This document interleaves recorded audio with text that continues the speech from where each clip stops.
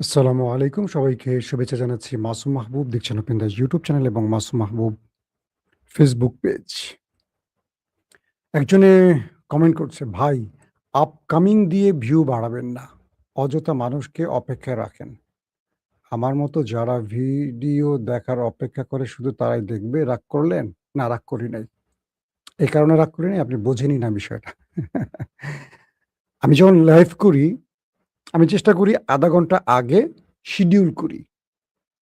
যারা YouTube দেখে বা যারা একটু বাংলা, ইংরেজি লেখা পড়তে পারে তারা খেয়াল করে, সেখানে একটা শিডিউল টাইম থাকে যে আমি লাইভটা কয়টায় করব। এখন ধরেন যারা আমার ভিডিও দেখেন, তারা যখন নোটিফিকেশনটা পাচ্ছেন, শিডিউল টাইমটা দেখাচ্ছে বাংলাদেশ টাইম ৩টা ৩০। সে কেন বসে থাকবে ০.৫ ঘন্টা ধরে? সে তো ৩টা ৩০ টাইমটা জেনে গেছে। সেখানে লেখা থাকে না, দেখেন ভালো করে। আপনি ৩টা ৩০ এ ঢুকবেন, কেন বসে থাকবেন কষ্ট করে? এই ০.৫ ঘন্টা আগে জানাবার জন্য আপনারা অনেকেই কাজ করেন। অনেক জায়গায় কাজ করেন, প্রবাসে কাজ করেন, দেশে কাজ করেন। তারা টাইমটা জানলেন যে আমি ৩টা ৩০ এ আসবো। তার মানে এই টাইমটাতে আপনারা একসঙ্গে কানেক্ট হয়ে যাবেন। বিষয়টা হলো আপকামিং না, এটা হলো শিডিউল টাইম। লাইভের ক্ষেত্রে এই কাজটা সবাই করে, কারণ সবাইকে প্রস্তুতি নেওয়ার সুযোগ করে দেয়া হয়। আশা করি আপনি বুঝতে পারছেন এবং আপনার সাথে বাকি অনেক দর্শক যারা জানে না তারা বুঝতে পারছে। যখনই আমি লাইভে আসবো খেয়াল করবেন ০.৫ ঘন্টা আগে আমি শিডিউল টাইম করি। ওকে? যদি না বোঝেন আমাকে আবার প্রশ্ন করতে পারেন আমার প্রিয় ভাই। আপনার সাথে আমার রাগ করার কিছু না। হয়তো বোঝেননি বলে আমি আপনাকে বুঝিয়ে বললাম। দর্শক, আজকের সবচাইতে বিগ ব্রেকিং খবর, কিছুক্ষণ আগে যে খবরটি পাওয়া গেছে, অবশেষে আবারও আমেরিকা ইরানের মধ্যে যুদ্ধ বন্ধ হলো, আবার আলোচনার দ্বার খুলে গেল। কিন্তু তার আগে আমেরিকা, ইরান দুজনের উপর ব্যাপক অ্যাটাক করেছে। সেই অ্যাটাকের খবরগুলো দিব, কার কি ধ্বংস হয়েছে। এবং ইসরায়েল হঠাৎ করে আমেরিকাকে বলছে, ট্রাম্পকে বলছে, "নেতানিয়াহু, তোমাকে কিন্তু ইরান খেয়ে দিবে। তোমাকে ইরান মেরে দিবে। সাবধান থেকো।" এর নেপথ্য কারণ কি? অনেকগুলো খবর আছে। তো ১ম যে খবর দিয়ে শুরু করতে চাই, যুক্তরাষ্ট্র ও ইরানের মধ্যে দুদিনব্যাপী যে রক্তক্ষয়ী বা প্রাণঘাতী হামলা হলো, অবশেষে দুজনের বন্দুকের শব্দ থেমে গেছে। মিসাইলের শব্দ থেমে গেছে। এবং মধ্যস্থতাকারী যে দেশগুলো তাদের আশ্বাস বা কূটনীতির আলোকে দেশ দুটো যুদ্ধ থামাতে রাজি হয়েছে। এটি আল জাজিরা কিছুক্ষণ আগে ব্রেকিং করেছে।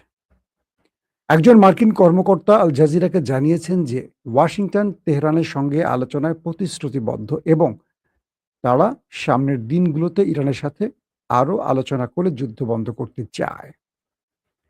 পাশাপাশি নতুন করে শুরু হওয়া লড়াইয়ের কারণে হরমুজ প্রণালীতে নৌ চলাচল ব্যাপকভাবে কমে গেছে, যা ইতিহাসের সবচেয়ে বড় সরবরাহ বিপর্যয় বলে ধারণা করা হচ্ছে। পুরো বিশ্বে জ্বালানির সংকট এবং জ্বালানির দাম বেড়ে গেছে।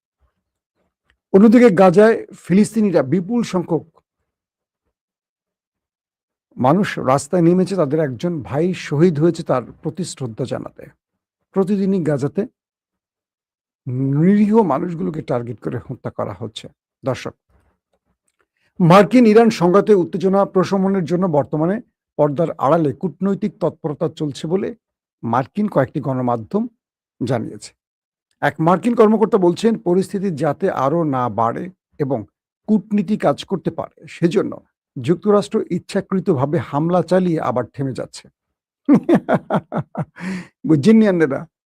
আমেরিকা বলছে যাতে কূটনীতি বন্ধ না হয়ে যায়, ইরান যেন একা মেরে আবার তক্তা বানায় ফেলতে না পারে, এজন্য মাঝে আক্রমণ করে আবার থেমে যায়, কূটনীতির পথ চালু রাখার জন্য আমেরিকা। হুম? তো তারা বলছে দর কষাকষির হাতিয়ার হিসেবে তারা একটি লক্ষ্যবস্তুর তালিকা, আমেরিকায় যে দর কষাকষি করছে সেই লক্ষ্যবস্তুর তালিকা বজায় রাখছে। একাধিক কর্মকর্তা জানিয়েছেন রাতে প্রয়োজন হলে সম্ভাব্য মার্কিন হামলার প্রস্তুতি ছিল। কিন্তু বর্তমানে তারা কূটনীতিকে প্রাধান্য দিচ্ছেন। আজ রাতে আমেরিকা ইরানে ব্যাপক আক্রমণের পরিকল্পনা করেছিল এবং পরবর্তী পাকিস্তান, কাতার সহ কয়েকটি রাষ্ট্রের কূটনীতি বা তুরস্ক তাদের ভূমিকার জন্য আমেরিকা থেমে গেছে এবং তারা বলছে তারা আলোচনার দরজাটা খুলে রাখতে চায়। কে? আমেরিকা।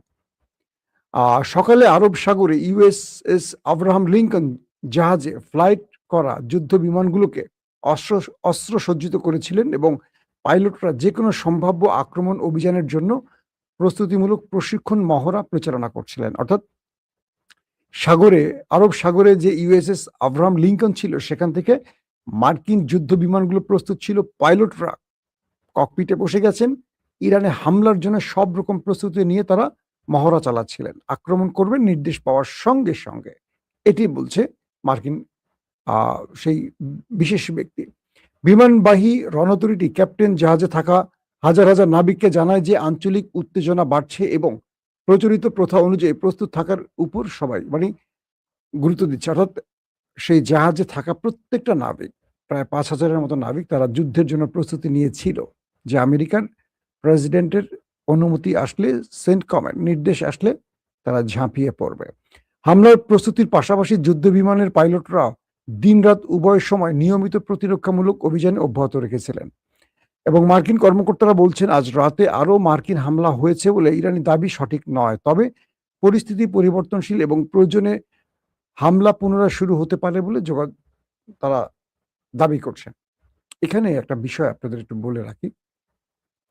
ইরান বলছিল যে আমেরিকা রাতে তাদের উপর হামলা করেছে এবং তার সেই প্রতিশোধ হিসেবে ইরান বাহরাইন কুয়েতের পর কাতারে হামলা করেছে।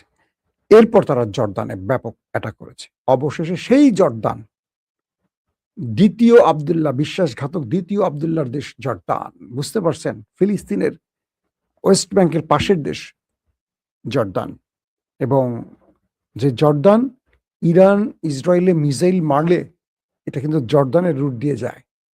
জর্দান কি করে জানেন? আমাদের খুব সাহসী মুসলিম দেশ জর্দান। ইরান যখন মিসাইল আর ড্রোন মারে ইসরায়েলের উদ্দেশ্যে, জর্দান করে কি প্রতিরক্ষা ব্যবস্থা দিয়ে সেগুলো ধ্বংস করে দেয়, যাতে ইরানের আক্রমণ ইসরায়েলে গিয়ে না পড়ে। আবার ইসরায়েল যখন আক্রমণ করে ইরানের ভেতরে, তখন জর্দান চুপ করে বসে থাকে, কিছু দেখে না। বোঝেন না কথাটা? ইসরায়েল যখন ইরানে মারে, ইরানে মুসলিম দেশ, তখন জর্দান কিছু দেখে না, এরকম চোখ বন্ধ করে বসে থাকে। আর যখন ইরান মারে ইসরায়েলের উদ্দেশ্যে, জর্দান তার প্রতিরক্ষা ব্যবস্থা অ্যাক্টিভ করে রাখে। বুঝতে পারছেন? যেমন ধরেন, একটু খেলা দিয়ে আবার আসি, অনেকগুলো খবর দেওয়ার আগে একটু আপনাদের বিনোদন দেওয়া লাগে মাঝে মাঝে। মিশর, এই দেশটি কিন্তু প্রথম ইসরায়েলকে রাষ্ট্র হিসেবে স্বীকৃতি দিয়েছিল, জানেন? মিশর দিয়েছিল, তুরস্ক দিয়েছিল, ইরান দিয়েছিল। এই তিনটি দেশ ইসরায়েলকে সমর্থন দিয়েছিল ওই সময়। আজকের ইরান সেই ইরান না, ওইটা ছিল ওই যে শাহ রেজা পাহলেভি তাদের আমলের ইরান, আজকের ইরান না, ইসলামিক প্রজাতন্ত্র ইরান না। এবং জানেন যে গত যুদ্ধে ইসরায়েলের হাতে যে লক্ষ লক্ষ ফিলিস্তিনি মারা গেছে, মিশর যদি রাফাটা খুলে দিত, আপনারা জানেন যে গাজার সাথে মিশরের সীমান্ত আছে, এই রাফাটা খুলে দিলে একজনও মারা যায় না। অথবা সেখান থেকে যদি মিশর 2টা মিসাইল মেরে ইসরায়েলকে বলতো, খবরদার আর একটা গাজার উপর বা গাজার নিরীহ মানুষের উপর হামলা করবি না, ইসরায়েল 10,000 মাইল বেগে দৌড়িত। কারণ পৃথিবীর সবচেয়ে বড় সামরিক শক্তির দেশ কিন্তু মিশর মুসলমানদের, যেটা মুসলমানদের কল্যাণে এক ফোঁটা লাগে না। আমরা খেলার মাঠে মুসলমান বলে তাদেরকে সমর্থন করেছে, কিন্তু এই মিশর মুসলমানদের কোনো কাজে লাগে না। মনে রাখবেন, এই মিশর পুরোটা ইসরায়েল এবং আমেরিকার দাস। দাস বোঝেন? দাস। ইসরায়েল যা বলবে জর্দান আর মিশর তাই করবে। আমেরিকা যা বলবে জর্দান আর মিশর তাই করবে। এবং এই দুটো দেশের যারা ক্ষমতায় আছে, জর্দানের দ্বিতীয় আব্দুল্লাহ, মিশরে আব্দুল ফাত্তাহ আল সিসি, এই দুজন স্রেফ অবৈধ ক্ষমতা ধরে রাখার জন্য এই দুটো দেশের পুতুল হয়ে থাকে। একটা মিশরের মতো বিশাল দেশ, বিশাল সামরিক শক্তির দেশ, তার নাকের ডগায় ফিলিস্তিনদের, লক্ষ লক্ষ ফিলিস্তিনি নারী শিশুদের মারা হলো, একটা প্রতিবাদ করে নাই। এটাকে নিয়ে আমরা আবার অনেক গর্ব করি, লজ্জা লাগে আমাদের। হ্যাঁ, আবার অনেকে দেখি যে এখন মিলাবে ভাই আপনার আর্জেন্টিনা কিন্তু খ্রিস্টান রাষ্ট্র, এটা ইহুদি রাষ্ট্র না। আবার আর্জেন্টিনা হিউজ মুসলিম আছে, এজন্য আর্জেন্টিনাকে সমর্থন করতে বলছি না। বলছি যে আমরা যে খেলার মাঠে ধর্মকে এনে নিজেকে জাতি তুলতে চাই, এটা করে কারা? ব্রাজিলিয়ানরা। আজকে যদি ব্রাজিলের সাথে মিশরের সেম খেলাটা হতো, এই প্রশ্নগুলি একটাও ব্রাজিল তুলতো না। এখন তুলছে কেন? দেখেন, পুরো পৃথিবী ফিফাকে নিয়ে যারা আলোচনা করছে পুরো পৃথিবী ফিফার পক্ষে দাঁড়িয়েছে। আর আমাদের বাংলাদেশের কিছু গণমাধ্যম মিথ্যা কিছু ফটো কার্ড বানাচ্ছে, কিছু বানিয়ে প্রচার করছে। বিষয়টা কি আসলে আমি বলার চেষ্টা করছি কি আপনারা হয়তো বোঝার চেষ্টা করছেন। অর্থাৎ এই যে বিতর্কগুলো তৈরি হয় এতে করে আমাদের মধ্যে দ্বন্দ্ব তৈরি হয়। ব্রাজিল, আর্জেন্টিনা কেউ আমাদের বন্ধু না, শত্রুও না। কেউ আমরা সেখানে যাইও না। আমাদের শ্রমিকরা খুব একটা সেইসব দেশে যায়ও না। কিন্তু আমরা পছন্দ করি বলে আমরা খেলার মাঠে রাখতে পারি। এটাকে নিয়ে আমরা এমন লেভেলে তর্ক করি, পারি না একজন একজনকে মেরে ফেলি, গুলি করি। এই একটা অবস্থা তৈরি হয়। এটা বন্ধ করতে হবে। এটা বন্ধ হওয়া উচিত। খেলা শেষ, থেমে যান। আপনার ব্রাজিলের দল হেরে গেছে, বিদায় নিছে। আপনি ঘুমান বা বাকি খেলা দেখেন। কেন আরেকজনের বিজয় বিতর্কিত করার জন্য আপনি খোঁচাচ্ছেন? এটা হলো একটা খুব মন্দ স্বভাব। এটা হলো যে গ্রামে কিছু কুচক্রী মহিলা থাকে দেখবেন, নিজের ঘরের শান্তি থাকুক আর না থাকুক পরের ঘরে গিয়ে আগুন লাগাবে। এই তোমার স্বামী এটা করছে, তোমার স্বামী পরকীয়া করে, তোমার দেবর এটা করছে, তোমার ননদ এটা করছে। এই টাইপের মানুষগুলো দেশের জন্য খুব হুমকি। খেলাকে খেলার জায়গা রাখেন। এটাকে নিয়ে আলোচনা খুব বেশি জরুরি না। খেলা একটা বিনোদন। আমরা দেখব, শেষ, হারবে। কিসের জন্য কষ্ট পাবো? আর্জেন্টিনা কি আমার বাপের বাড়ি? না ব্রাজিল আমার বাপের বাড়ি। আমার দেশ বাংলাদেশ। যদি এর বাইরে কোনো দল সাপোর্ট করি সেটা মুসলিম দেশ। এটা হলো আমার থিওরি। হারলে কি না হারলে কি এটা নিয়ে কোনো আফসোস নাই আমার। দর্শক, এখন বিষয়টা তৈরি হলো কি, জর্দানের মধ্যে আজকে ইরান বড় আকারে অ্যাটাক করেছে। মার্কিন ঘাঁটিগুলোর উপর টার্গেট করেছে। ইরান বলছে রাতে তাদের উপর যে আমেরিকা আক্রমণ করেছিল তার জবাবে তারা এটা করেছে। এবং জর্দান বলছে তারা আকাশ প্রতিরক্ষা অ্যাক্টিভ করেছে এবং ইন্টারসেপ্ট করেছে। কিন্তু কিছু তথ্য পাওয়া গেছে যে জর্দান তারা যে ইন্টারসেপ্টের দাবি করেছে ম্যাক্সিমাম ভুয়া। মার্কিন বেশ কয়েকটা ঘাটের গুরুত্বপূর্ণ স্থানকে ধ্বংস করছে। শুধু স্থান না, জর্দানে মার্কিন গুরুত্বপূর্ণ বেজ রয়েছে, অনেক গুরুত্বপূর্ণ। বলা হয় আরব রাষ্ট্রের কয়েকটা গুরুত্বপূর্ণ জোনের জর্দান একটি জোন আমেরিকানদের জন্য। এটাকে ধ্বংস করে ফেলেছে ইরান এবং হতাহতের খবর পাওয়া যাচ্ছে, যদিও আমেরিকানরা সেটা প্রকাশ করছে না। অর্থাৎ গত 2 দিনে 4 থেকে 5টি দেশে ইরান আক্রমণ করছে এবং ইরান এটিও বলছে প্রয়োজনে পুরো গালফ মানে পুরো আরবের মধ্যে আমেরিকান ঘাঁটিগুলোকে টার্গেট করবে তারা। ইতিমধ্যে জর্দান, কাতার, কুয়েত, বাহরাইন এই 4টি দেশে মার্কিন ঘাঁটিকে মোটামুটি শিক্ষা দিয়েছে ইরান। তো এই পরিস্থিতির মধ্যে আরবের বাকি যে দেশগুলো সেখানেও আক্রমণ হয়েছে, তারাও বলছে যে তারা ইন্টারসেপ্ট করেছে। কিন্তু পরবর্তী কয়েকটি ফুটেজ দেখা গেছে যে মার্কিন ঘাঁটি থেকে ব্যাপক ধোঁয়া উঠছে। তার মানে সেখানে মোটামুটি ইরানের মিসাইল যে তাণ্ডব চালিয়ে আসছে। যখন ইরান আমেরিকাকে কঠিন ভাষায় জবাব দিয়েছে, আমেরিকা যখন বুঝতে পারছে কিরে আমি 80টা মারলেও 100টা মারে, কাম তো খাম করে ফেলবে, তখন আমেরিকা কি করছে? পাকিস্তান আর কাতারকে বলছে যে তোমরা একটা যুদ্ধবিরতির প্রস্তাব দাও, আবারও যুদ্ধবিরতি দাও। ইরান কিন্তু মেরে আমাকে তক্ত বানায় ফেলতেছে, তাড়াতাড়ি ভাই তাড়াতাড়ি।